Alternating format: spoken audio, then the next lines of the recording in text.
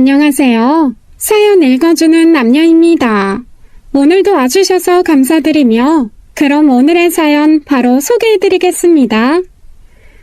옛말에 딸은 엄마의 팔자를 담는다는 말이 있죠. 저는 이 얘기를 중학교 때 처음 들었어요. 그 당시 아빠가 일하시다가 사고로 다치셔서 일을 못하고 집에서 쉬고 있었어요. 우리 집을 방문한 외할머니와 엄마가 이 얘기를 하며 서로 붙잡고 우시는 거예요. 저는 자고 있는 척 했었죠. 마누라 뜯어먹고 살 놈이라고 내가 그렇게 뜯어말렸는데 기어이 저놈이랑 결혼하더니 이렇게 네 아버지랑 내 꼴이 되냐? 이거사 아이고 불쌍해서 어이하노. 딸은 엄마 팔자 담는다더니 그렇게 발버둥 쳤는데도 이게 무슨 일이고. 엄마 왜 그래요? 효은이가 듣겠어요. 저 괜찮아요. 저희는 금방 일어나서 다시 가장 노릇할 거예요. 걱정 마세요. 하지만 외할머니의 걱정은 현실이 되었어요. 아빠는 몸이 다 나은 후에도 일을 다시 할 생각이 없어 보였어요. 결국 엄마가 가장이 되어 저를 키우며 정말 고생을 많이 하셨죠. 아빠는 체구도 왜소하고 깡마른 데다 성격도 소심한 남자였어요. 저는 어렸을 때부터 절대로 아빠 같은 사람이랑 결혼하지 말아야겠다 결심했습니다. 너는 책임감 있고 언제든지 너 지켜줄 수 있는 남자랑 결혼해야 한다. 너는 절대 엄마처럼 살면 안 된다. 공부하라는 소리보다 더 많이 들은 소리가 바로 엄마 팔자 닮으면 안 된다였어요. 아빠랑 비슷한 마르고 소심한 남자들은 거들떠도 안 봤죠. 그래서 그런지 일단 덩치가 크고 몸집이 있어야 눈길이 가더군요. 지금의 남편이 제가 일하는 실내 골프장으로 문을 열고 들어오는데 제가 첫눈에 반해버렸어요. 하하. 키가 180이 넘고 몸무게가 좋게 100kg는 넘어 보이더군요. 그야말로 웬 커다란 곰 한 마리가 들어오는 줄 알았다니까요. 남편은 실내 골프장에 이런저런 소모품을 납품하는 작은 회사의 직원이었어요. 영업직이라 그런지 성격도 서글서글 잘 웃고 농담도 잘 하더라고요. 어디를 보나 아빠하고는 정반대의 남자였습니다. 저는 앞뒤 잴 것도 없이 먼저 데이트 신청을 했죠. 그래도 연애는 봄, 여름, 가을, 겨울, 사계절 다 겪어본 이후에 친정엄마에게 인사를 시켰어요. 엄마도 남편을 보자마자 너무 마음에 들어 하시더군요. 어여 결혼해서 너라도 이 집구석에서 빨리 벗어나라. 나는 너만 잘 살면 돼. 이제 엄마랑 아빠는 걱정하지 말고 네 인생만 생각하고 살면 된다. 남편의 집안은 남편의 무던한 성격처럼 특별히 신경 쓸 것도 없는 평범한 집이었어요. 작은 족발집을 하는 시어머님과 위로 결혼한 형부부가 다였습니다. 아버님이 어렸을 때 돌아가신 것만 빼고는 무탈하게 인생을 살아온 남자였죠. 친정엄마 말대로 우리 둘 부부만 잘 살면 됐어요. 결혼하고 2년 후 예쁜 딸아이가 태어났습니다. 이미 형님네에 아들이 있어서 아들을 낳아서 대를 이어야 한다는 그런 흔한 이야기 한번 듣지 않았죠. 정말 눈에 넣어도 아프지 않다는 말은 거짓말이었어요. 아이가 예쁜 거랑 내 몸이 힘든 거는 다른 차원의 이야기더라고요.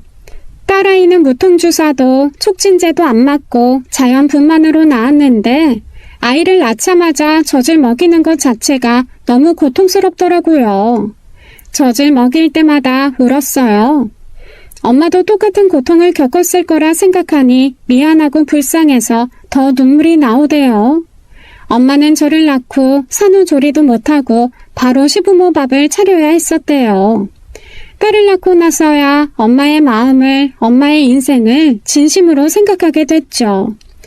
내 몸이 힘든 것보단 아이가 주는 기쁨이 훨씬 커져가더군요. 그렇게 나도 엄마가 되어가나 싶었습니다. 매일매일이 오늘만 같았으면 좋겠다는 생각을 했어요. 작은 걱정이 하나 있기는 했네요. 남편이 영업직이라 아무래도 술자리 회식이 많았는데요. 술만 먹으면 연락이 안 되는 거예요. 집에 들어올 때까지 전화도 안 받고 문자도 연락이 없습니다.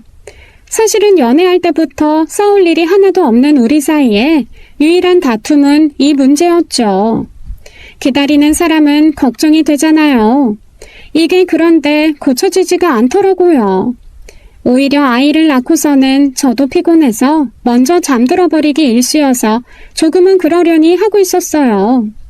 그날도 딸을 재우다가 잠이 들었나 봐요. 12시가 넘어서 갑자기 전화가 울렸습니다. 병원 응급실이었어요. 남편이 크게 다쳐서 119에 실려서 응급실로 이송됐다고 하더군요. 친정엄마를 불러서 딸을 부탁하고 응급실로 달려갔습니다. 남편은 얼굴을 알아볼 수가 없을 정도였어요. 팔과 다리도 피투성이었고요. 연애와 결혼으로 겨우 평온했던 제 인생은 여기까지였습니다. 선미는 내가 재웠다.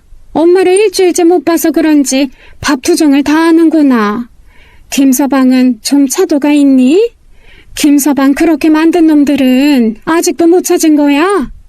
경찰들이 지금 왔다 갔어. 놀이터 CCTV는 확보해서 사건 정황은 파악이 되었대. 골목에서 담배 피던 고등학생들이랑 시비가 붙었나 봐. 그런데 요즘 애들이 얼마나 무서워? 두보 씨는 술에 취해서 몸도 제대로 가누지 못하는 상태에서 여러 명이 강목으로 때려서 상태가 저 지경까지 된 것 같다고. 근데 밤이라 피의자들 얼굴 파악이 힘들대. 아니 그럼 범인들은 못 잡는 거야? 몸을 저렇게 망가뜨려 놨는데 누구 하나 책임지는 놈이 없는 거야? 아이고 이 일을 어쩌면 좋으냐.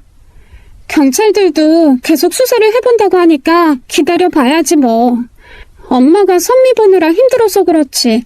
시어머니도 가게 때문에 병원에도 잘 못 오시니 엄마한테 미안하네. 엄마랑 선미는 신경 쓰지 말고 김서방이랑 네 몸이나 우선 챙겨라. 결국 피의자들은 잡지 못했습니다.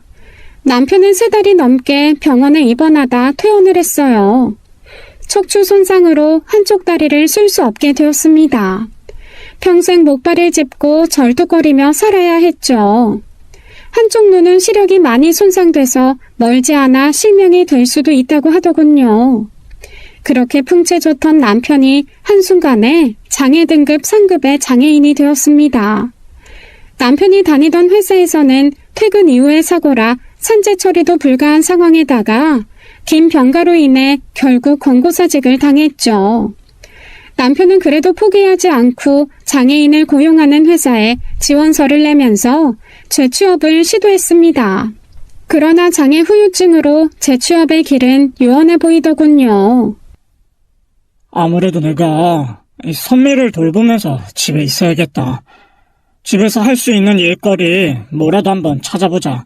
힘들겠지만 우리 같이 노력해보자, 응? 네, 남편이 이렇게 나오는데 힘을 내야죠. 엄마는 또 팔자 타령을 하기에 제가 길길이 악을 쓰며 난리를 쳤어요. 다시는 그 지긋지긋한 팔자라는 단어는 입에 올리지 않기로 했습니다. 무책임한 아빠랑 남편은 전혀 다른 사람이고 나는 엄마랑 다르다는 걸 보여줘야 했어요. 아무리 시어머니가 장사를 한다고 해도 그렇지. 너희한테 너무 무심한 거 아니니? 김서방 병원에 있을 때도 몇 번이나 와봤어. 결혼 초기에야 차라리 간섭하는 것보단 무심한 게 낫다고 했다만 이건 무심해도 정도가 너무 심한 거 아니야? 자기 아들이 저렇게 다쳐서 가장 노릇도 못하고 있는데 말이다. 원래 결혼 초기부터 어머님이 우리한텐 관심이 별로 없었어. 그래서 우리 결혼할 때도 크게 뭐 요구하는 게 없었잖아. 아주버님이랑 형님은 좀 챙기시는 것 같긴 하던데. 그렇지 않아도 어머님이 할 말 있다고 가게로 들리라고 하셨어. 남편과 딸아이와 함께 시어머니 족발집으로 갔습니다. 어머님의 족발집은 테이블 7개 정도가 있는 그야말로 동네의 작은 족발집이었어요. 규모는 작지만 한자리에서 오래 하셨기 때문에 거의 단골 장사라고 하시더군요. 사실 결혼하고도 시댁 식구들과 마주칠 일이 많지는 않았어요. 어머님이 족발 시육수 불을 꺼트리면 안 된다고 해서 1년 365일 장사를 하셨어요.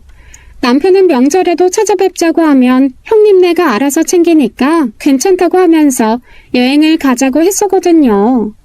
처음엔 제가 시어머니에게 안부 전화도 드리긴 했는데 그때마다 바쁘다며 오히려 제 전화를 귀찮아 하시더라고요. 그래서 집안마다 다 분위기가 다르려니 하고 저도 남편처럼 적당히 거리를 두고 무덤덤하게 시댁 식구와 지냈습니다. 그래서 시어머니든 형님네든 어떤 분들인지 거의 남이라고 해도 될 만큼 아는 게 없었네요. 하도 오랜만에 보니 손녀 이름도 기억이 안 나네.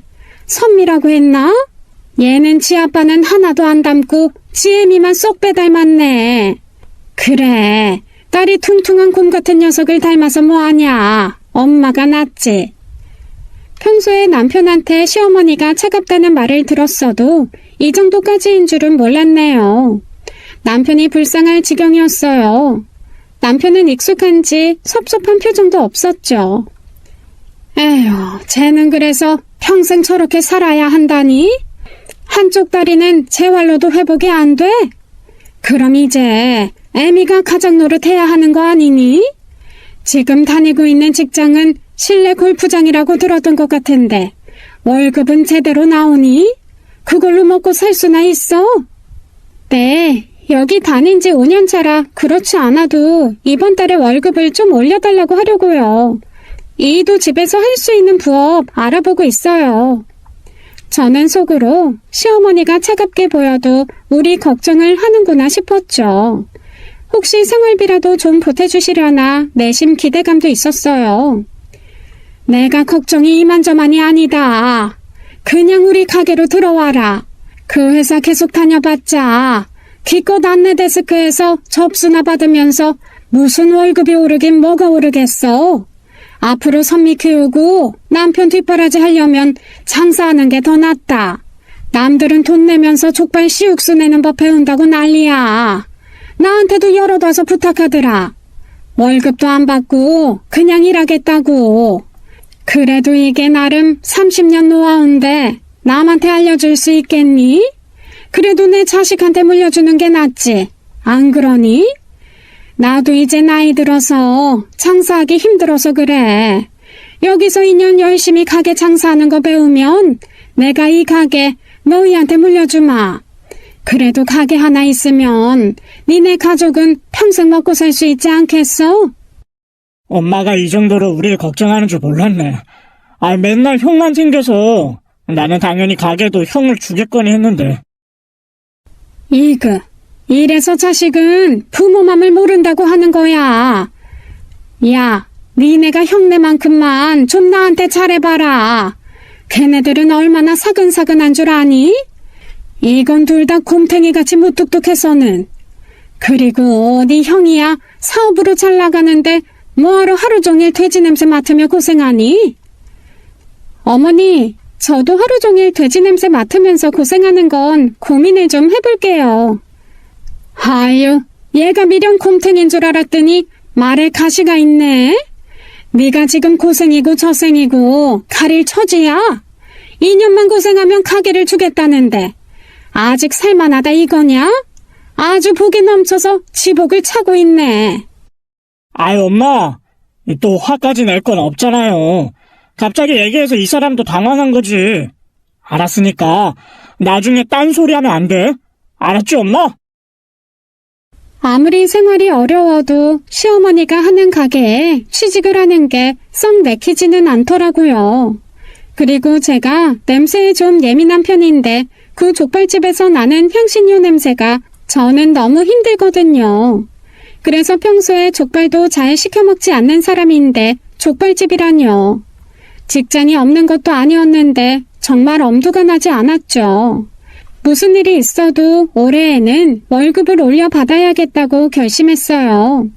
실내 골프장 오픈 때부터 안내 데스크 접수해서 총무회계, 심지어 청소 도우미가 없을 때는 청소까지 해가며 5년을 일했습니다.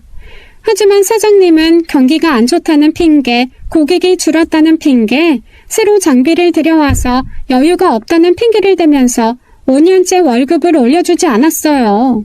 사장님, 올해 초부터 계속 말씀드렸는데요. 저 이제 이번 달로 여기서 일한 지 5년이에요. 매년 다음에 하시면서 하신 지가 5년이라고요. 이번에는 월급 좀 올려주세요. 아이, 그러지 않아도 내가 효은 씨 사정도 그렇고 해서 생각하고 있었지. 정말요? 너무 감사합니다. 벌써 5년이라니. 이 세월 정말 빠르네. 아, 그래도 효은 씨는 처음 들어왔을 때랑 똑같아. 그때도 예뻤는데 지금도 예뻐. 아, 그런데 남편은 계속 장애인으로 살아야 하는 거야?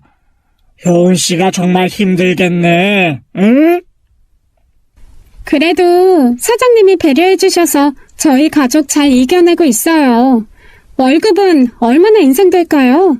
아무래도 제가 이제 경제적으로 책임을 져야 해서 좀 무리할 수도 있겠지만 30%는 올려주셨으면 해요. 아이고, 뭐가 이렇게 급해? 아니, 5년을 어찌 참았나 모르겠네. 돈 얘기는 좀 가까이 와서 긴밀하게 의논을 해야 하지 않겠어? 아니, 남편이 한쪽 다리를 못 쓰면 아이, 그 잠자리는 어떻게? 아직 효은 씨 한창 때 있는데 욕구 불만 생기겠는데? 내가 월급도 올려주고 이 효은 씨 욕구도 좀 풀어줄까 하는데 어때? 사장이 평소에도 손버릇이 안 좋기로 유명했어요. 골프장에 오는 사모님들하고 바람 피우는 것은 예산일이고 여자 골프 티칭 강사들한테도 찝쩍거려서 그만두는 일도 다반사였죠. 저한테는 가끔 싱거운 농담이나 던지는 정도였죠. 그런데 제가 절박한 상황에 처했다고 바로 본색을 드러내다니요. 저는 손에 잡히는 대로 탁자에 있는 유리병을 냅다 던져버리고 나와버렸습니다. 남편이 사고가 나고 장애 판정을 받았을 때도 울지 않았어요. 엄마가 말하는 사나운 팔자 같은 거 인정하고 싶지 않았거든요. 그런데 집으로 갈 수가 없는 거예요. 남편에게 가서 이런 얘기를 할 수가 없잖아요. 남편이 들으면 얼마나 스스로를 자책할지 그걸 보는 제가 더 괴로울 게 뻔했습니다. 결국 엄마밖에 없었어요. 아니, 얘가 무슨 일이야? 회사에서 무슨 일 있었어? 아무리 힘들어도 웬만하면 울지 않는 애가 도대체 왜 그래? 엄마 말대로 내 인생 팔자 사나운 거 맞는 것 같아. 엄마 말이 틀린 거라고 이악 물고 버틸수록 인생이 더 꼬이는 것 같아. 내가 지난번에 미안하다고 했잖니. 이제 다신 그 팔자 사납다는 말 안 한다고 약속했는데 왜 네 입에서 그런 얘기가 나와? 회사 그만두고 시어머니 족발 가게로 들어가서 일해야 될 것 같아. 뭐? 얘가 무슨 소리 하는 거야? 시어머니 족발 가게는 절대 안 돼. 음식 장사가 얼마나 힘이 드는 일인데 그래? 그게 아주 몸이 삭는 일이야. 엄마 보면 알잖아. 음식점에서 10년 일하고 나서 그 다음부터 약을 달고 살잖아. 엄마가 속상할까봐 회사의 개망난이 사장 얘기를 사실대로 말하기는 힘들었어요. 이제 더 이상의 선택지가 저는 없었죠. 어떻게 생각하면 2년 후에 제 가게가 생긴다는 약속이니 나쁘지 않다는 생각도 들었고요. 진짜로 족발 씨육수 비법을 배우려고 사람들이 여러 찾아왔다는 이야기는 남편에게 들어서 알고 있었습니다. 2년만 딱 눈 감고 버티면 되겠지 하는 마음으로 시어머니 가게로 일을 나가기로 했습니다. 어머님, 저 어머님 가게에서 일할게요. 대신 2년만 일하면 가게 물려주신다는 약속 꼭 지키셔야 합니다. 아니, 무슨 내가 며느리 상대로 거짓말이나 하는 사람이냐? 일도 시작하기 전부터 약속 타령이냐? 일이나 제대로 배우면서 얘기를 해. 요즘 젊은 애들은 하나같이 지들 할 건 안 하고 받는 것부터 챙기니? 그런 뜻은 아니었는데 기분 상하셨으면 죄송해요. 그런데 월급은 얼마 받는지 알고 일해야 저도 두부씨도 계획을 세울 수 있을 것 같아요. 이거 봐라. 무슨 일을 어떻게 배울지는 물어보지도 않고 돈 얘기부터 하네. 너 회사에서도 이렇게 돈만 밝혔냐? 내가 어련히 알아서 주겠지. 설마 며느리 월급 떼어먹겠니? 아유, 하기 싫으면 하지 마. 너 회사도 이미 그만뒀다며. 네가 아직 배가 부른 모양이구나. 아니에요, 어머니. 제가 생각이 짧았네요. 죄송해요. 저요, 정말 열심히 배우고 일할게요. 그렇게 얼마를 받을지도 모르는 채 시어머니의 족발집으로 첫 출근을 했습니다. 아니, 일하러 오는 애가 복장이 이게 뭐야? 무슨 카운터에서 주문받고 계산하는 사장님인 줄 아니? 옷부터 갈아입고 주방용 앞치마부터 입어라. 시어머니는 주방용 방수 앞치마를 저에게 던졌습니다. 사실 가게에서 일하라고 하셔서 처음에는 홀에서 주문받고 계산하는 일부터 배울 줄 알았죠. 그래서 회사 출근할 때처럼 단화를 신고 왔는데 하루 종일 얼마나 힘들었는지 몰라요. 일을 배우는 것도 단계가 있잖아요. 그런데 가타부타 설명도 없이 주방으로 들어가라고 하시니 좀 당황했습니다. 주방 한쪽에 엄청나게 큰 솥에서 돼지 족발이 삶아지고 있었어요. 아니, 오늘부터 새로 사람 하나 붙여준다고 하시더니 사장님 며느리야? 보아하니 주방일은 처음인 것 같은데 칼질은 할 줄 알아요? 칼질이라뇨? 제가 요리를 잘 못해서요. 집에서도 가위로 김치 잘라서 먹는데요. 아이고, 일을 덜어주는 게 아니라 일이 더 늘어나게 생겼네. 내가 돌아버리겠다 아주. 바빠 죽겠구만. 주방에 들어오면서 칼질도 안 배워서 오면 어쩌자는 건지. 아줌마, 내 며느리라고 봐주지 말고 그냥 빡세게 일 시켜요. 일 배우러 온 거니까. 너도 요령 피우지 말고 시키는 대로 말 잘 듣고. 진짜로 그래도 돼요? 사장님 나중에 저한테 며느리 잡았네 뭐네 딴소리 하지 말아요. 딴소리를 내가 왜 해? 일 배우려면 처음부터 확실하게 배워야 다 피가 되고 살이 되는 거지. 아주 마음 놓고 일 시켜요. 처음에는 방수용 앞치마가 소용없을 정도로 엄청난 양의 상추를 씻고 야채를 다듬었어요. 무생채를 매일 새로 만들어서 나가야 해서 무 한 양동이를 채칼로 썰어야 했죠. 그리고는 마늘과 고추를 미리 썰어서 담아놓고 포장용 용기에도 미리 담아놔야 했어요. 오전 시간 내내 화장실 갈 틈도 없었습니다. 점심부터 손님들이 몰려오니 그 다음부터는 설거지가 쌓이는 거예요. 아예 밥 먹을 엄두도 내지 못했어요.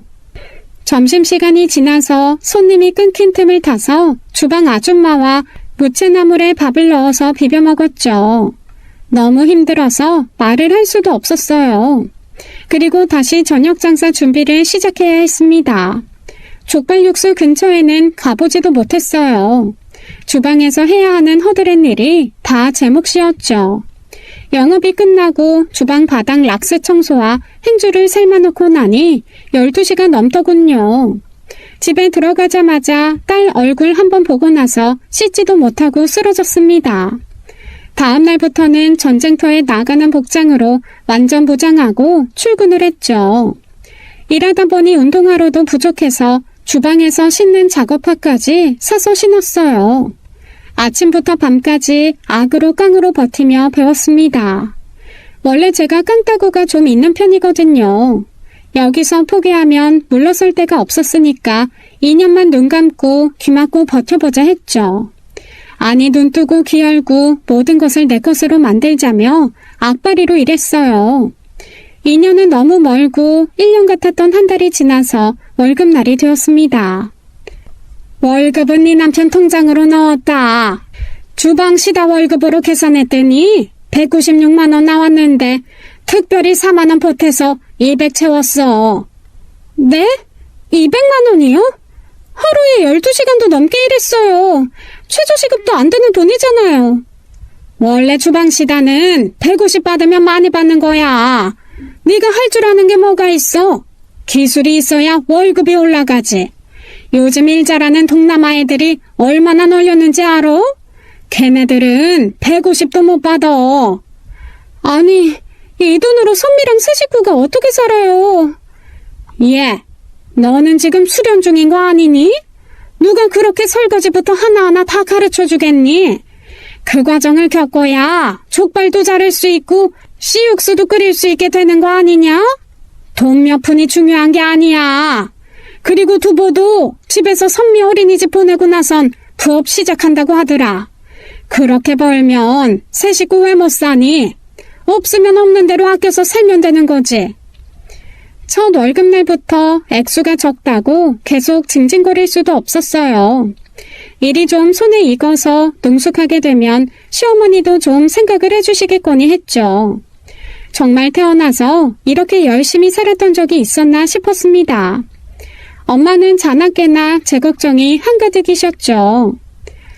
아니, 평소에 몸 쓰는 일을 하는 것도 아니고 그게 배운다고 쉽게 몸에 익는 게 아닌데 니네 시어머니도 참 혹독하게 훈련시킨다. 아무리 무슨 후계자 어쩌고 해도 족발집 물려받기 전에 네가 먼저 쓰러지겠어. 내가 네 생각만 하면 밤에 자다가도 벌떡 일어난다. 엄마, 나는 쓰러질 수가 없지. 우리 선미랑 두보씨 내가 지켜야 하잖아. 엄마도 아빠 사고로 쓰러진 다음부턴 미친 듯이 닥치는 대로 일했잖아. 내가 걱정할 때마다 아빠랑 나랑 책임지려면 마음대로 아프지도 못한다고 말했어. 그러니까 내가 아주 억장이 무너진다고. 이놈의 사나운 팔자를. 엄마, 그 단어 입에 올리지 말라고 했지. 다시 퇴퇴퇴 해, 빨리. 두고 봐. 내가 기필코 족발집 물려받고 말 테니까. 그렇게 6개월이 지나가자 웬만한 주방 일은 다 배울 수 있었어요. 족발 써는 법도 배우기 시작했죠. 그런데 정말 엄마 말대로 음식 장사가 몸이 삭는 일이긴 했습니다. 먼저 하루 종일 서서 일을 하다 보니 무릎이 나가기 시작하는 거예요. 그 다음엔 오른쪽 어깨가 뭉치기 시작해서 어깨랑 무릎은 파스로 도배를 했죠. 손은 정말 물기가 마를 날이 없으니 쩍쩍 갈라져서 물만 닿아도 아프더라고요. 음식을 계속 만들어야 해서 핸드크림을 바를 수도 없었어요. 퇴근하고 집에 가면 바세린을 손에 잔뜩 바르고 일회용 장갑을 착용하고 잠들었죠. 문제는 냄새였어요. 제가 원래 냄새에 예민해서 족발도 먹지 못했던 사람인데 머리카락부터 온몸에 족발 냄새가 배는 겁니다. 온몸에 족발 냄새가 배어서 샤워를 하고 머리를 감아도 없어지지를 않았어요. 출퇴근 때 사람들이 킁킁 냄새를 맡기도 하더군요. 처음에는 집에 갈 때 페브리즈를 왕창 뿌려도 봤지만 이게 냄새가 짬뽕이 돼서 더 역하게 되더라고요. 그냥 족발이 나고 내가 족발이려니 하는 심정으로 포기하니 마음은 편해졌습니다. 몸이 힘든 것도 힘든 거지만 술 취한 손님들 상대하는 것도 만만치 않았어요. 족발이라는 메뉴 자체가 소주를 부르는 음식이잖아요. 나이가 어려 보이니 반말은 말할 것도 없고 은근슬쩍 제 몸에 손을 대는 손님들도 있었습니다. 시어머님이 얼마나 힘들게 일하셨는지 알겠더라고요. 그래서 이렇게 혹독하게 일을 배우게 하는 건가 하는 생각까지 들었습니다. 그래서 그 마음으로 6개월을 더 버텼죠. 지금에 와서 하는 말인데 나는 작은 사장님이 일주일도 못 버티고 나가 떨어질 줄 알았어. 그런데 젊은 사람이 대단하네. 하여간 너무 기특해. 그런데 참 사장님도 징하고 독하다. 아니 1년이 지났는데도 월급을 안 올려주니. 심지어 홀에서 일하는 알바까지 정리해서 이제 홀 마감 청소까지 작은 사장님이 다 해야 하잖아. 처음에 저에게 일을 겁나게 시키시던 주방 이모님은 제가 1년 동안 끽소리 안 하고 그 일들을 다 배우고 익히는 걸 보시고는 마음을 여시더라고요. 그래서 시어머니가 안 계실 때는 저를 작은 사장님이라고 불러주셨습니다. 시어머니는 언젠가 우리가 대화하는 걸 들으시고 노발대발 하셨거든요. 어디서 누구 마음대로 작은 사장님이라고 하냐며 듣는 제가 민망할 정도로 역정을 내시더군요. 그게 그렇게 화가 날 일인가 싶었지만 아직 1년의 시간이 남았으니까 이해를 하기로 했죠. 그래도 주방 이모가 제 편이 되니까 가게 일은 똑같이 힘들었지만 그래도 숨 쉴 구멍이 하나 생긴 것 같았어요. 요즘 경기가 안 좋아서 손님이 줄었다고 매일 죽는 소리 하시잖아요. 그런데 제가 보기엔 손님은 그대로인 것 같은데 안 그래요? 아니 주방에서 족발 나가는 양이 지난달이랑 별반 차이가 없잖아요. 주방 이모가 잘 알 거 아니에요. 그러게 사람들이 술을 덜 마셔서 매출이 안 나온다고 하니 알 수가 있나. 매출 정산할 때 보면 알 거 아니야. 어머님이 금전 출납기 근처엔 얼씬도 못하게 하시잖아요. 한 달 매출이 얼마나 나오는지 알 수가 없어요. 손님들이 이렇게 많은데 매일 장사 안 된다고 돈이 없다고만 하시니 저도 답답해 죽겠어요. 오늘 큰아드님 오시나? 아까 큰아들 내외 온다고 나한테 족발 제일 좋은 거로 남겨놓으라고 하시던데. 아니 그런데 큰아들이랑 둘째 아들이랑 이렇게 온도가 다를 수가 있어? 나는 가끔 사장님이 큰아들 부부 대하는 거 보면 깜짝 놀라겠다니까. 하긴 큰 며느리가 사장님한테 엄청 콤살맞게 굴긴 하더라. 입안에 혀 저리 갈아야. 작은 사장님도 좀 그렇게 해봐. 그렇게 우직하게 곰처럼 일만 한다고 될 게 아니야. 요즘 들어 아주버님 내외가 가게에 자주 오시긴 하네요. 사업을 하는 아주버님은 철마다 때마다 시어머님께 화장품부터 옷까지 선물을 많이 하시더군요. 남편 말로는 형이 사람이 좋을 땐 한없이 좋은데 화가 나면 급발진하는 성격이래요. 그래서 결혼 전에는 꽤 큰 무역 상사에 다니고 있었는데 거래처 영업사원과 다투다가 급기야 몸싸움까지 갔다고 합니다. 그런데 상대방이 뒤로 넘어져서 머리를 다치는 바람에 사고가 커진 거죠. 결국 형은 회사에서도 잘리고 피해자 보상 합의금이 엄청 나왔었나 봐요. 그 합의금을 어머님이 다 해주셨다고 하네요. 우리 결혼할 때는 15년품 보태주지 않으셨는데 말이에요. 우리한테는 항상 돈이 없다고만 하셨거든요. 그 이후에 형은 이런저런 사업을 하셨는데 하는 사업마다 운이 없는 건지 계속 망해 나갔다고 하더군요. 그래도 돈은 어디서 나오는지 족발집에 올 때마다 어머님 선물은 한가득 사가지고 왔습니다. 아이고 재수씨, 이제 족발집 부사장님 태가 나는데요. 재수씨가 장사 수완이 좋으신가? 아니 손님들이 더 많아진 것 같은데. 어머님, 그새 더 젊어지신 거 아세요? 족발 콜라겐을 매일 드셔서 그런가? 피부에 주름이 하나도 없으시네. 근데요, 눈가주름은 족발 콜라겐으로도 안 된다고 해요. 그래서 이번에 제가 눈가 전용 아이크림 사왔죠. 어머님, 이건 바르고 1년 더 젊어지세요. 아이고, 내가 네 덕분에 주름이 생길 틈이 없겠다. 아니 너는 어쩜 말을 해도 이렇게 예쁘게 한다니? 아주 누구는 곰처럼 매일 허구한 날 월급 올려달라 징징대는데 누구는 이렇게 예쁜지만 골라 하는구나. 단체 손님이 몰려와서 정신이 없어 동분서주하고 있는데도 시어머니는 아랑곳하지 않고 아주버님이랑 형님과 저녁을 먹으러 나가시더라고요.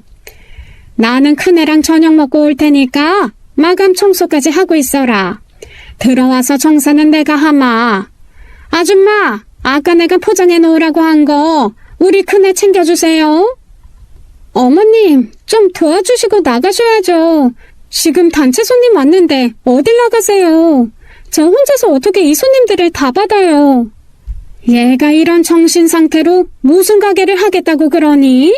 손님이 많으면 많은 대로 해봐야 요령도 생기고 대처 방법도 알게 되는 거야. 자꾸 엄살 부리지 말고 징징대지 말고 해라. 시어머니가 홀을 비우는 시간이 많아지면서 제가 홀을 맡게 되었어요. 제 가게다 생각하고 손님들에게 잘해드리니 불경기에도 불구하고 손님들은 더 늘었습니다. 기다리는 대기 손님들까지 생겼죠. 배달 포장 주문도 늘어나기 시작해서 주방과 홀에 사람을 한 명씩 더 고용했어요. 어머님이 안 계셔도 가게는 문제가 없이 돌아갔죠. 그만큼 제가 몸이 10개라도 모자랄 만큼 뛰어다녔습니다. 나중에는 허리가 안 좋아서 한의원에 다니신다면서 낮에는 아예 안 나오시는 날이 많아지더군요. 그런데도 마감 정산은 저한테 맡기지를 않으시는 거예요. 가게가 끝날 무렵 나와서 매출 정리를 하시고 현금은 싹 다 가져가시는 거죠. 장사가 이렇게 잘 되는데도 매번 돈이 없다고 하시는 게 이상했어요. 아니, 장사가 지난달보다 2배는 더 잘 된 것 같은데 왜 남는 게 없다고 하시는지 모르겠어요. 지난번에 왜 큰형님네 왔었잖아요. 그때 제가 화장실 가다 들었는데 사장님이 큰형님네 사업자금 대주시는 것 같아요. 그동안 사업 말아먹은 게 아마 3-4번은 될걸요? 그때마다 사장님이 다 막아주시는 것 같더라고요. 어머님이 번 돈 어머님이 쓰신다는데 뭐라 하겠어요. 그래도 섭섭하긴 하네요. 작은 아들은 다쳐서 집에 있는데도 따로 챙겨주신 적 한 번도 없었는데 말이에요. 그러게 말이에요. 고생은 작은 사장님이 다 하고 재주는 곰이 부리고 돈은 엄한 놈이 가져가는 꼴이네요. 그래도 이제 다음 달이면 2년이잖아요. 그럼 이제 정말 작은 사장님 되시면 되죠. 나도 빨리 작은 사장님이 우리 사장님 됐으면 좋겠네요. 제가 이모님 때문에 2년을 버텼어요. 일도 가르쳐 주시고 많이 도와주시고 정말 감사해요. 제가 가게 인수하면 이모님 월급부터 올려드릴게요. 정말요? 약속한 거예요? 조금만 더 고생하세요.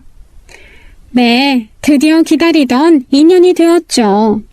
이날만을 위해서 제가 어떤 심정으로 몸이 부서져라 이랬는지 설명 안 드려도 아시겠죠? 그런데 출근해서 주방으로 가보니 주방 아줌마가 짐을 정리하고 있는 거예요.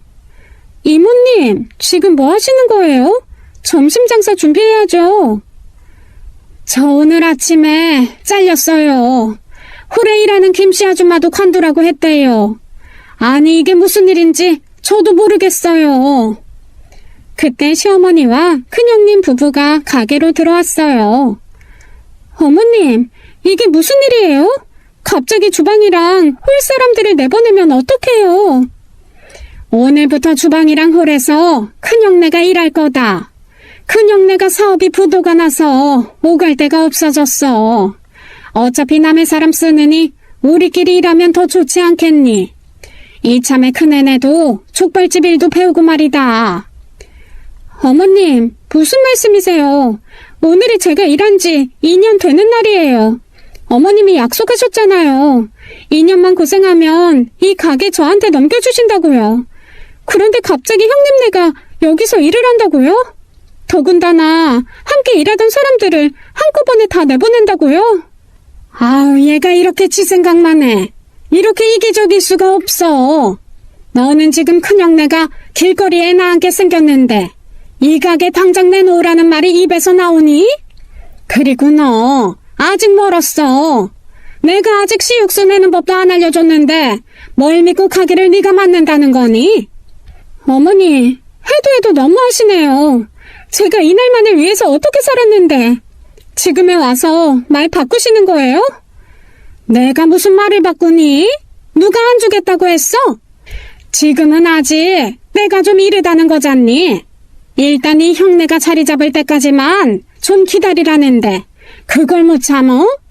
그러면 어련히 알아서 비법도 알려주고 가게도 물려줄까? 무슨 미련 콤탱이도 아니고 말귀를 이렇게 못 알아쳐먹니? 더 이상 싸울 수가 없었어요. 이미 점심 손님들이 들어오고 있었습니다. 우선 장사는 하고 봐야 했으니까요. 그런데 주방 아줌마와 홀 아줌마가 갑자기 빠진 상태에서 일은커녕 주문도 제대로 받지 못하는 형님 내외들 덕분에 저는 몸이 정말 100개라도 모자랄 판이었어요. 주방에서 홀로 계산대로 마구 뛰어다니는데 그날 장사를 어떻게 했는지 저도 신기할 지경이었습니다. 다음 날부턴 더 복장이 터지는 상황이 벌어졌어요. 아니, 내가 손에 네일아트 한 지 별로 안 돼서 양팔을 다듬을 수가 없어. 나는 그냥 차라리 홀에 나가서 계산이나 할래. 재수씨, 처음부터 잘하는 사람이 어디 있어요. 시간을 두고 좀 차근차근히 배워나가야지. 급하게 먹으면 체하는 거 몰라요? 아주버님과 형님은 말만 청산유수로 늘어놓고 일을 배우려고 하지도 않는 거예요. 정말 어쩔 수 없이 제가 주방 일을 다시 맡아서 할 수밖에 없었죠. 일은 안 하면서 배가 고프다고 밥을 차려달라는데 저도 더 이상 참을 수가 없었어요. 지금 밥이 목으로 넘어가요? 설거지가 산더미같이 쌓여있고 홀에는 상을 치우지도 않고 배달 주문 전화는 왜 안 받고 있는 거예요? 그런데 더 열불이 나는 것은 따로 있었어요. 시어머니가 그 꼴을 옆에서 다 보고 있으면서도 오히려 저에게 면박을 주시는 겁니다. 아니 아무리 그래도 손이 동서에게 그렇게 말하면 되겠니? 네가 일 좀 더 한다고 어디서 유세를 떨어? 장사는 너 혼자 하니? 나도 지금 허리 아픈데도 나와서 일하고 있는 거 안 보여? 계속 이 자리에 있다간 진짜 저도 무슨 말이 나올지 자신이 없어서 잠깐 화장실로 들어가서 마음을 진정시키고 홀로 다시 나왔죠. 아, 정말 동서성깔 장난 아니네요. 어머님 그동안 너무 힘드셨겠다. 저렇게 소리를 꽥꽥 질러대다간 손님들도 다 놀라서 자빠지겠는데요? 어머님, 저 너무 힘들어요. 조금만 참아라. 이제 곧 이 가게 니들한테 넘어갈 건데 뭔 걱정이니? 너도 좀 알아야 장사를 할 테니 힘들어도 좀 배우자꾸나. 순간 제 귀를 의심했어요. 아니, 이 가게를 누구한테 넘긴다고요? 어머님, 이게 무슨 소리예요? 가게를 형님한테 주신다뇨. 2년 동안 노예처럼 부려먹고 지금 약속을 이렇게 손바닥 뒤집듯이 뒤집는다고요? 이 동네 사람들 모두가 알아요. 제가 어떻게 개처럼 일했는지요. 어디서 눈을 시퍼렇게 부릅뜨고 시어미한테 따져. 이 가게 내가 30년 동안 키웠어. 어디서 겨우 2년 일해놓고 가게를 달라 말라 하는 거야? 내가 너 월급 따박따박 주면서 일 가르쳤는데 무슨 노예 같은 소리 하고 있어? 둘 중에 누가 더 가게를 잘할지는 내가 판단하는 거야. 내가 가게 준다고 너에게 무슨 계약서라도 썼니? 네가 더 잘하면 너한테 가게 물려주지 않겠어? 잘 생각해라. 여기서 엇나가면 아예 국물도 없다는 걸. 처음부터 시어머니는 저한테 가게를 물려줄 생각이 눈꼽만큼도 없던 게 틀림없었어요. 제가 바보처럼 그 허망한 약속을 믿었던 거죠. 그렇다고 해서 여기서 물러날 수 없었죠. 그동안 2년을 어떻게 버텼는데요. 지금까지 고생한 거에 비하면 이 정도는 아무것도 아니죠. 앞치마 벗고 당장 때려치울 게 아니라면 하던 일을 마무리하는 게 답이었어요. 끝날 때까지 끝난 게 아니잖아요. 어디 그럼 다 같이 끝까지 가보자고 마음을 굳게 먹었습니다. 텔레비전을 보고 있던 아주버님을 주방으로 데리고 들어와서 마감 청소하는 법을 알려줬어요. 아주버님, 오늘부터 주방 청소는 아주버님이 하셔야 됩니다. 주방 이모 대신 들어오셨으니 주방 이모가 하던 일을 하셔야죠. 아니, 애들이 언제 일을 해봤다고 주방 청소를 오늘 당장 하라고 하니? 어머님이 말씀하셨잖아요. 일 잘하는 사람한테 가게 주신다면서요. 그럼 일단은 일을 배워야 일을 잘하는지 못하는지 어머님이 판단하실 거 아니에요. 지금 같으면 길 가는 3살짜리 어린애가 봐도 제가 일을 잘한다고 할걸요? 아무리 그래도 무슨 주방 청소를 하라고 하는 거야? 이런 건 종업원한테 시켜야지. 형님이랑 아주버님이 일 잘하던 주방 이모랑 홀수빈 종업원 자르고 그 자리에 들어오신 거잖아요. 그럼 당연히 주방 청소랑 홀 청소 하셔야죠. 안 그래요, 사장님? 청소까지 네가 하면 되잖니. 그럼 내일 장사 준비는 어머님이 하실 거예요? 그럼 그렇게 하세요. 저는 청소만 하고 퇴근할게요. 시어머니도 내일 장사가 걸렸으니 더 이상은 아무 말 못하더군요. 그렇게 12시가 넘어서 마무리를 하고 퇴근을 하던 길이었어요. 친정 엄마에게 연락이 왔습니다. 일은 끝났어? 힘들지? 매일 하는 일인데 뭘. 근데 무슨 일 있어? 너 바쁜 거 뻔히 알아서 연락 안 하려고 했는데 오늘 네 아버지 병원에 입원했다. 어젯밤에 화장실 가다가 넘어져서 골반뼈가 다 부서졌단다.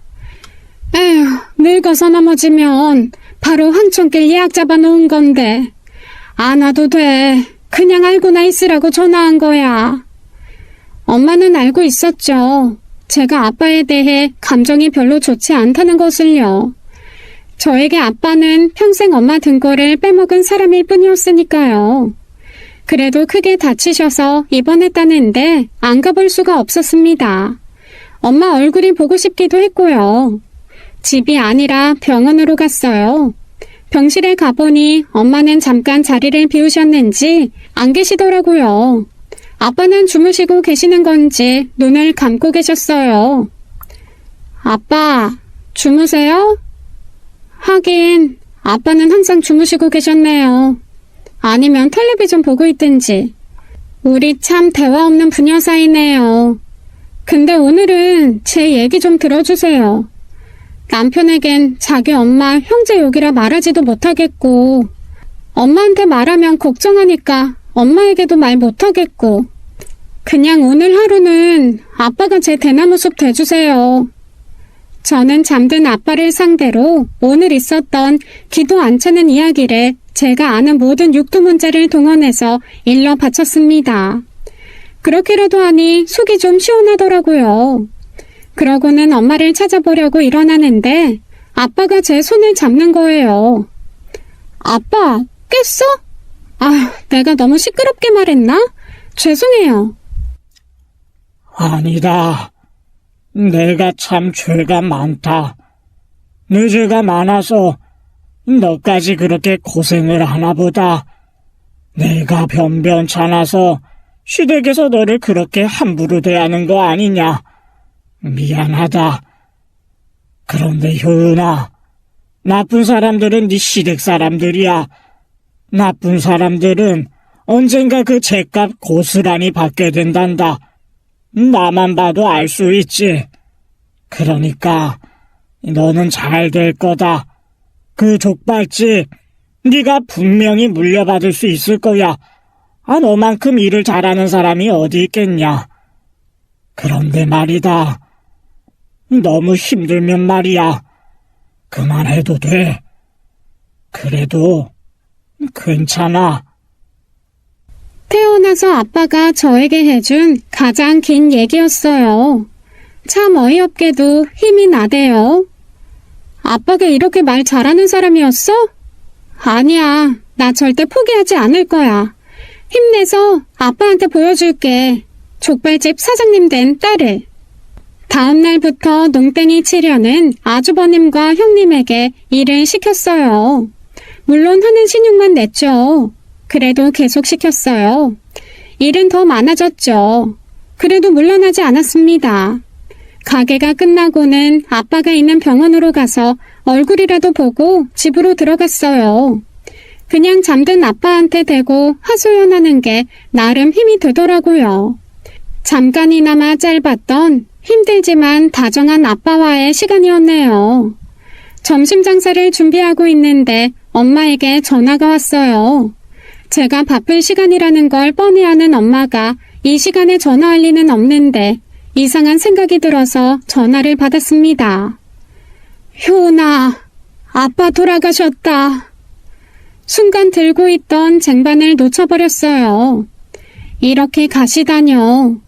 이제야 겨우 아빠랑 이야기라는 것을 하기 시작했는데 말이에요.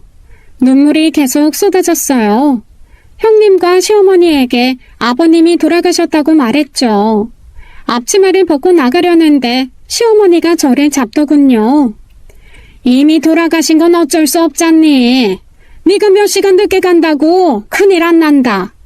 어제 사놓은 배추 오늘은 절여서 김장김치 해야 하니까 이거 다 담그고 장례식장을 가든지 말든지 해라. 기가 막히더군요. 부모의 장례식을 앞둔 며느리한테 김장을 하고 가라는 억지를 부리는 시어머니. 정말 너무 뻔히 보이는 거예요. 이걸 핑계 삼아 가게를 받을 자격이 없다는 둥 트집을 잡을 게 훤히 보였습니다. 하지만 아무리 아빠에게 정이 없던 딸이라도 가게에 내 인생이 걸려 있어도 이건 아니다 싶었죠.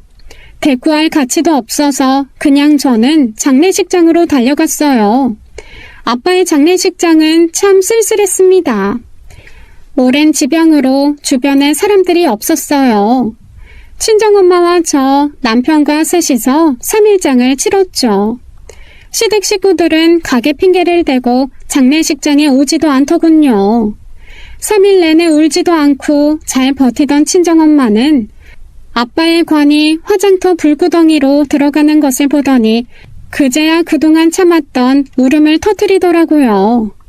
아마도 당신의 인생 내내 참았던 모든 울분과 서름과 미안함과 원망이 섞인 울음이었겠죠. 엄마는 끝내 울다가 실신을 하셨어요. 아무래도 오늘 밤은 친정엄마랑 함께 있어야 할 것 같네요. 가게는 하루 더 쉬고 출근할게요. 아니, 혼자만 남편 보냈다니?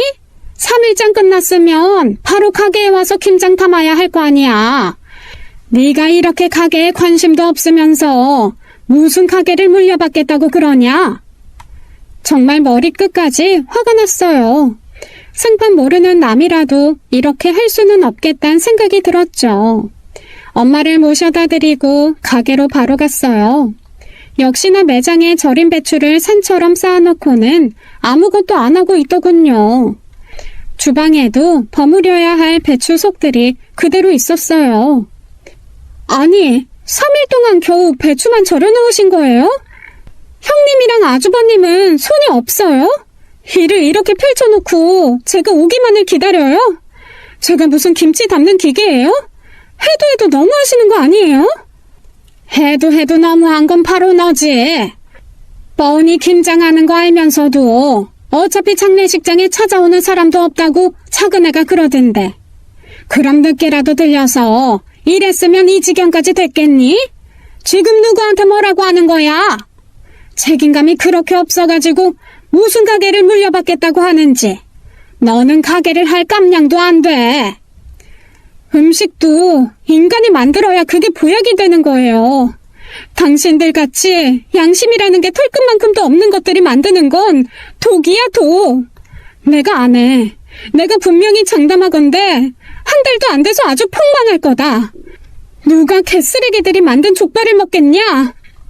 저는 앞치마를 시모 앞에 던져버렸습니다. 그만해도 된다는 아빠의 목소리가 들리는 것 같았어요. 그래요. 더 이상 구걸하지 않겠다는 마음이 들더군요. 내가 더 이상 안 해. 이따위 연병을 족발집 내가 그만둔다고. 그런데 갑자기 제 얼굴로 배추가 날아왔습니다. 뭐라고 씨부리는 거야? 개쓰레기? 이 망할 년이 누구 보고 폭망을 한다고 악담을 해. 그만두길 뭘 그만둬. 정말 눈에 보이는 게 없다는 게 이런 거더군요. 저는 주방으로 들어가 양념통을 들고 나와서 시뻘건 김치 양념을 시모에게 던져버렸습니다. 삶아둔 족발들은 형님네 면상을 향해 날려버렸죠. 그리고 주방에 있는 족발 씨육수통을 천천히 들어서 시모의 눈앞에서 바닥에 내동댕이 쳤습니다. 안 돼! 제발 그것만은 건드리지 말아라! 안 돼! 이 미친 거사! 당신 그 소중한 씨육수 걔한테나 줘버려. 시어머니의 비명소리를 들으면서 뒤도 돌아보지 않고 가게를 나왔어요. 그냥 빨리 집에 들어가 눕고 싶었죠. 집 문을 열고 들어갔더니 남편이 쩔뚝이며 작은 방에서 나왔습니다. 당신 이 시간에 웬일이야? 장사할 시간 아니야? 얼굴이 왜 그래? 어디 아파? 아니면 장인어른 때문에 그래? 저는 그만 남편 앞에 주저앉아 펑펑 울고 말았어요. 남편은 당황하며 저를 안아주더군요. 혹시 우리 엄마랑 형네가 장인어른 장례식에 안 가서 그래? 내가 정말 당신한테도 장모님께도 면목이 없다. 내가 못난 아들이라 어머니가 당신까지 무시하는 거야. 당신 때문이 아니라 다 내 탓이야.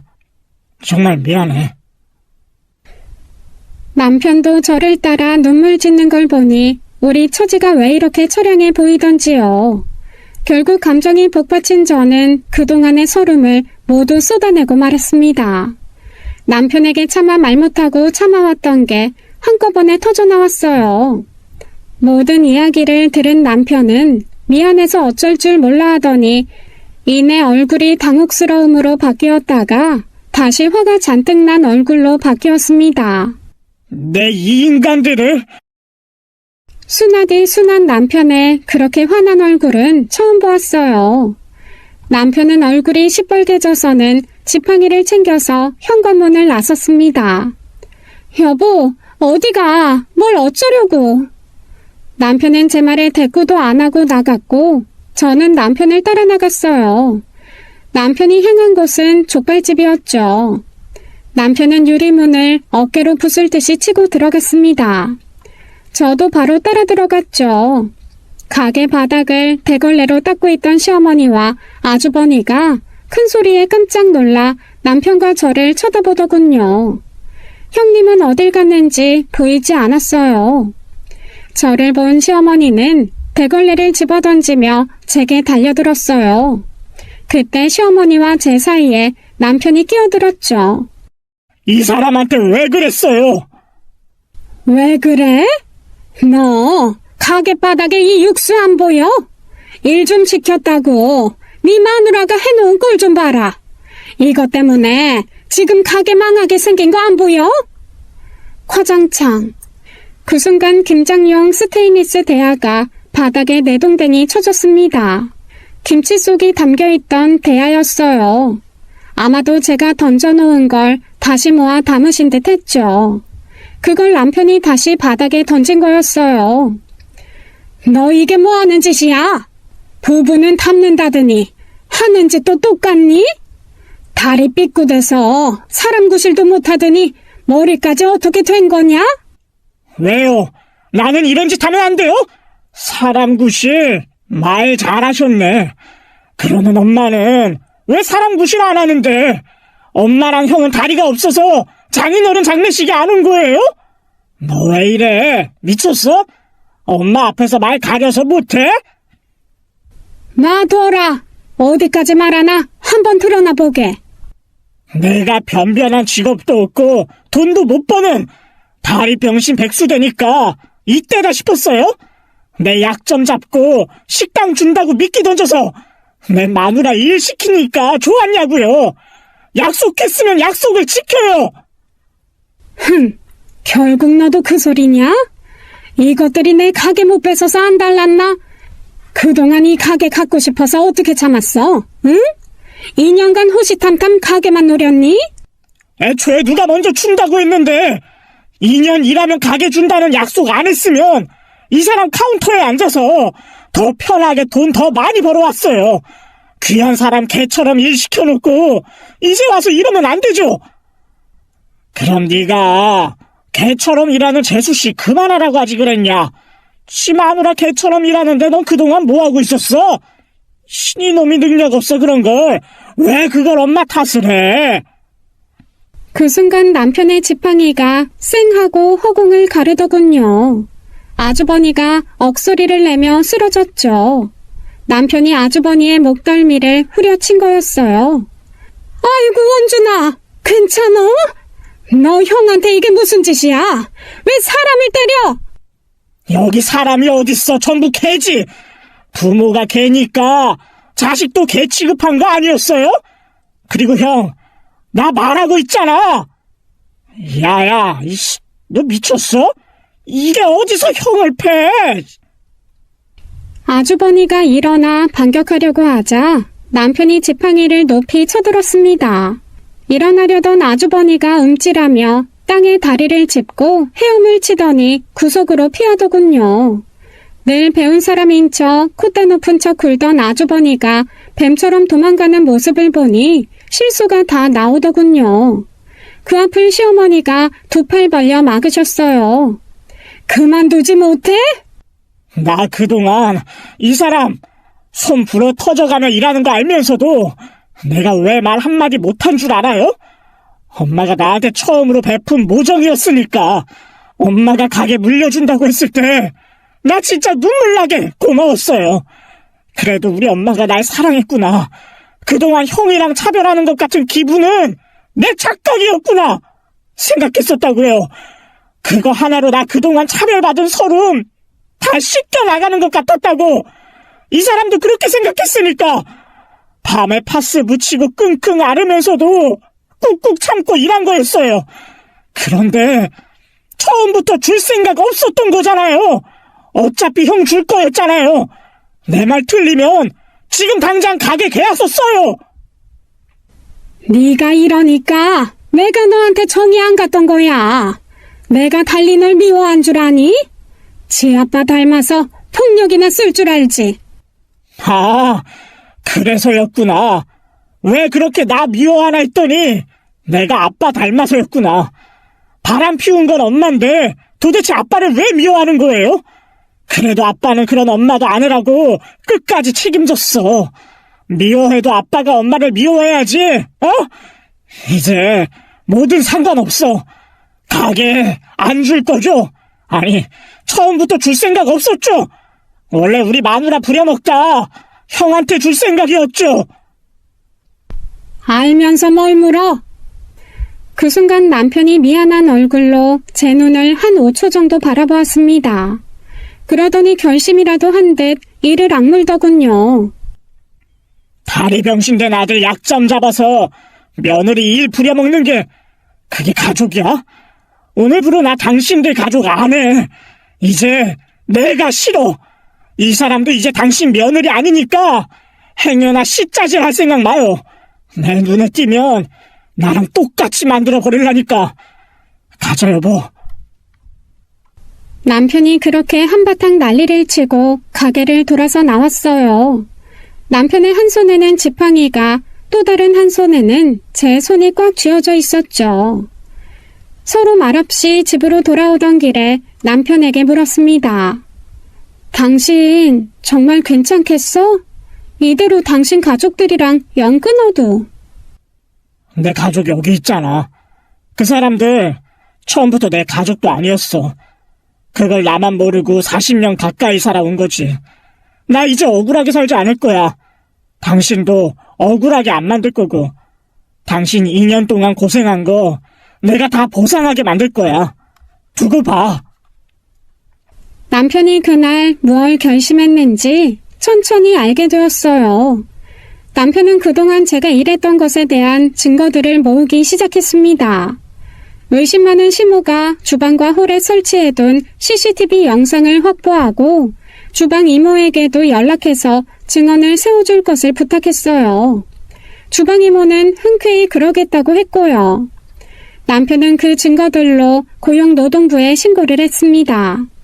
그동안 제가 주말과 휴일도 없이 하루 15시간 이상 일해온 것들이 인정되었어요. 시어머니는 임금 체불과 퇴직금에 대한 대가를 치르라는 압박을 받게 되었죠. 그런데도 돈을 주지 않아 결국 고소를 했고 통장 차압까지 하게 되었습니다. 통장이 막히자 시모에게 연락이 올 줄 알았는데 형님한테 전화가 왔습니다. 가족끼리 고용노동부 신고가 웬 말이냐고 노발대발 하더군요. 동서, 지금 크게 실수하는 거야. 지금 동서 때문에 멀쩡한 모자 사이 형제 사이 다 갈라졌다고. 어머님이 동서한테 그 돈 주고 나면 우린 어쩌라는 거야? 당장 돈 1,000만 원이 아쉬운데. 동서, 날 봐서라도 고소 취하하고 통장 차 풀어줘. 형님을 봐서요? 그날 형님 그 자리에 있었으면 제 손에 반 죽었어요. 이런 전화 받으려고 핸드폰 돈 내는 거 아니니까 연락하지 마세요. 뭐? 말 다 했어? 그 뒤로 빽소리가 들렸지만 저는 이미 전화를 끊어서 무슨 말인지는 못 들었네요. 어차피 상관없었어요. 앞으로 볼 사람도 아니니까요. 그러던 중 남편이 제게 뜻밖의 통장 하나를 내밀었습니다. 이게 뭐야? 이거 얼마 안 돼. 당신 고생하는 동안 나 혼자만 집에서 놀 수 없어서 뭐라도 했어. 통장 안에는 적게는 50만 원에서 많게는 150만 원까지 찍혀 있었어요. 잔고는 2천만 원이 조금 넘는 액수였습니다. 알고 보니 남편이 그동안 집에서 일러스트를 배워서 프리랜서로 디자인 일을 했더라고요. 생전 처음 일러스트를 다뤄본 적도 없던 사람이 돈 벌겠다고 일부러 배운 거였어요. 그걸 보는데 남편이 저 모르게 얼마나 노력해왔는지 알겠더군요. 사실 그동안 시어머니가 주는 200만 원으로 우리 세 식구 간신히 먹고 살았습니다. 그래서 모아둔 돈이 하나도 없었죠. 당장 시어머니와 한바탕 해버리고 식당을 뛰쳐나와서 앞날이 막막한 참이었어요. 이거 많은 돈은 아니지만 우리 이걸로 장사 한번 해보자. 당신이 족발 삶으면 난 카운터 볼게. 우리 한번 이 악물고 제대로 해보자. 저는 남편 말에 고개를 끄덕였어요. 남편은 그 후로 부동산 몇 군데에 전화를 해놓더니 어느 날 상가 자리가 나왔다며 같이 가보자고 했습니다. 가게 자리를 보고 좀 의아했는데 남편은 자기만 믿어보라며 그 자리에서 장사를 하자고 강력히 주장했어요. 남편도 생각이 있겠지 하고 알겠다고 했습니다. 그 후 저는 3천만 원 정도 대출을 내서 남편이 준 돈을 합쳐 가게를 오픈했어요. 오픈 준비를 하면서 주방 이모를 고용해서 함께 시육수 개발을 시작했죠. 친정엄마 아는 분 중에 족발하시는 분이 계신데 그분의 도움을 꽤 많이 받았어요. 덕분에 시육수 개발이 앞당겨졌고 저는 드디어 제 가게를 오픈하게 되었습니다. 그런데 가게를 오픈하고 며칠 지난 어느 날 시어머니가 누나를 하얗게 뒤집고 가게로 찾아왔어요. 이게 어디서 배워먹은 짓이야? 너는 상도덕도 모르니? 내 가게에서 일하더니 내 가게 건너편에 족발집을 오픈해? 이게 보아하니 도둑고양이였네. 남의 영업비밀 훔쳐서 한다는 짓이 동종업 오픈하는 거냐? 어머님이 언제 영업비밀 알려주셨다고요? 어머님 저한테 가게 줄 생각 없어서 시육수 비법 절대 안 알려주셨잖아요. 안 그러세요? 누가 당신 어머니야? 당신은 잡상인 상대하지 말고 얼른 주방 들어가 봐. 남편은 보란듯이 시어머니를 잡상인 취급했습니다. 그 와중에 시어머니는 주방 이모를 발견하고는 분해서 어쩔 줄 몰라 하셨어요. 뭐? 잡상인? 아니, 저게 누구야? 주방 아줌마, 이러는 건 아니지. 우리 집에서 일한 게 몇 년인데 베테랑이 왜 이런 변변찮은 가게에서 일을 하고 있어? 월급 얼마 받는데 내가 그 월급 맞춰줄 테니까 우리 가게로 와요. 됐어요. 나는 뭐 벨도 없나? 그 가게에서 그렇게 열심히 일해줬는데 그동안 월급이 오르길래 사람 대우를 잘해줘? 나는요, 월급 더 준다고 해도 거긴 다신 안 가요. 내가 가봤자 하루아침에 잘리기밖에 더 하겠어요? 뭐야? 그래, 이 가게 얼마나 가나 두고 보자. 비법 하나 없이 오픈한 가게가 버텨봤자 6개월이지. 그러면서 쓰레기통을 발로 확 차더군요.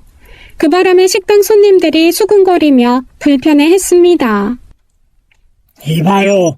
왜 남의 가게에서 행패입니까? 이럴 시간에 족발 하나라도 더 팔아서 임금 체불이나 해결하시죠. 나가요 당장. 시어머니는 남편 손에 붙들려 끌려나갔다가도 도로 들어와서 계속 깽판을 치는 바람에 결국 경찰까지 불러야 했어요. 그 후로 아주버니와 형님까지 데려오는 바람에 몇 번 더 경찰이 출동했습니다. 그런데 문제는 그 후에 일어났습니다. 가게는 문제없이 순탄하게 잘 되고 있었어요. 그동안 저를 눈에 익혀뒀던 손님들이 저를 알아보고는 단골이 되어주셨거든요. 물론 저를 좋게만 보는 손님만 있는 건 아니었어요. 아무리 그래도 건너편에 가게 차리는 건 좀 너무한 거 아닌가?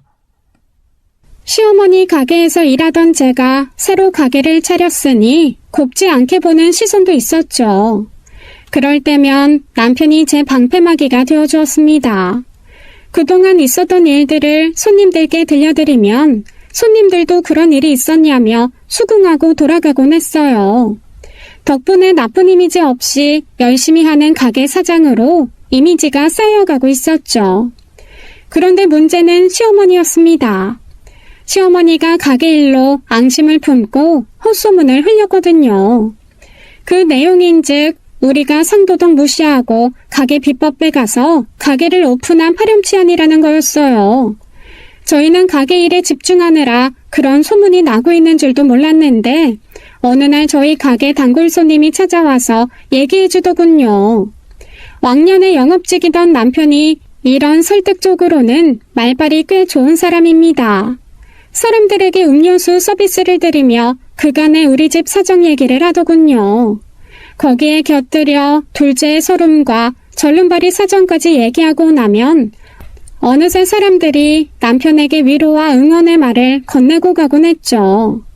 손님들도 그동안 봐온 게 있으니 저와 남편 말을 믿어주었어요. 그 덕에 그 헛소문은 오히려 부메랑이 되어 시모 가게를 향했습니다. 계모보다 못한 엄마의 못된 시모라는 소문이 퍼졌죠. 그 소문이 퍼지는데 한몫한 것은 형님과 아주버니였어요. 사람들에게 불친절하기가 이루 말할 수가 없었답니다. 손님들에게 듣기로는 김치 더 달라고 하면 싫은 내세 팍팍 내고 손님을 아랫사람 대하듯 해서 한 번 갔던 손님들은 학을 떼고 나온다고요. 그 와중에 시어머니만 발을 동동 구르며 형님에게 일을 시키면 형님이 입이 대빨 나와서 짜증을 낸다는 거였죠. 입소문이 얼마나 무서운지 모릅니다. 결국 족발집 직원들 나가더니 족발 맛도 변했다며 사람들이 발길을 끊기 시작했대요. 그 손님들은 모두 저희 집으로 왔고요. 손님들마다 저 앞에 집보다 더 맛있다며 칭찬 일색이었어요. 그러던 어느 날 시어머니 가게가 문을 닫기 시작했습니다. 그리고 곧 임대문의 종이가 붙었죠. 무슨 일인지 걱정은 안 되는데 궁금하긴 했어요. 남편에게 물어보니 남편도 모르는 눈치였습니다. 그러던 어느 날 저희 집 가게 자리를 소개해준 부동산 사장님이 뜻밖의 이야기를 해주셨어요. 앞에 가게가 팔렸다는 거였어요. 권리금 3천만 원에 팔렸다는 걸 보니 권리금을 꽤 잘 받으셨네라는 생각이 들었습니다. 작년 매출을 기준으로 권리금을 책정했다는데 제가 한창 열심히 일할 때더군요. 아무튼 놀라운 사실은 그 다음 이야기였어요. 그 권리금을 아주버님이 들고 튀었다는 거였죠. 시어머니가 뇌졸중으로 쓰러져 입원했다는 소식이었어요. 부동산 사장님 아내분과 저희 시어머니가 오랫동안 친분이 있어서 그 소식을 알게 된 사장님이 얘기해 준 거였죠. 사실 부동산 사장님도 저희 사정 아시고는 일부러 말씀해 주신 것 같았어요. 저는 남편에게 조심스럽게 물었습니다. 그래도 자기 엄마가 아프다는데 남편 마음이 멀쩡할 리가 없었으니까요. 당신 병원에 가봐야 하지 않겠어? 내가 왜 아들도 아닌데 아들 취급도 못 받은 내가 나서면 안 되지. 엄마 아들은 형이니까 형이 알아서 하겠지. 당신도 그러니까 신경 쓰지 마. 이제 우리랑 상관없는 사람들이니까. 남편이 그렇게 단호하게 말하니 저도 더는 뭐라고 할 수 없었습니다. 그 후로 저희는 가게 일에 매진했어요. 엄청난 부자처럼 잘 버는 건 아니지만 우리 세 식구 생활비 쓰고 노후 준비할 정도는 저축하게 되었네요. 그러던 어느 날 제 통장으로 2천만 원이 넘는 돈이 들어왔습니다. 갑자기 울리는 핸드폰 알림에 문자 확인을 하니 큰 액수가 찍혀서 깜짝 놀랐어요. 그리고 그 발신인을 보고 복잡한 감정이 들었죠. 저는 조용히 남편에게 문자를 보여주었습니다. 그 돈은 시어머니가 제게 줄 퇴직금과 임금을 모두 정산해 준 거였어요. 남편은 제 어깨를 말없이 두드려 주더니 주방 청소를 하더군요. 저는 그런 남편을 따라 들어가 뒤에서 꼭 안아주었어요. 저는 그 돈으로 가게 대출금을 갚았어요. 그리고 오늘도 여전히 가게 장사 준비에 여념이 없습니다. 작년엔 혼자 사는 친정엄마를 저희 집 근처로 모셨습니다. 친정엄마가 아이도 봐주시고 여러모로 도와주세요. 저희 친정엄마는 제 남편을 자식처럼 품어주시기로 했습니다. 서로 말하지 않아도 퇴근 후에 남편 영양제까지 챙겨주시는 걸 보면 얼마나 많이 챙기시고 아끼시는지 알 수 있네요. 지금은 가족들 건강하게 서로 챙기며 지낼 수 있음에 감사하며 살고 있습니다. 제 긴 사연 들어주셔서 감사합니다. 지금까지 사연 읽어주는 남녀였습니다. 끝까지 시청해주신 여러분 감사드리며 저희는 다음 사연으로 돌아올게요. 감사합니다.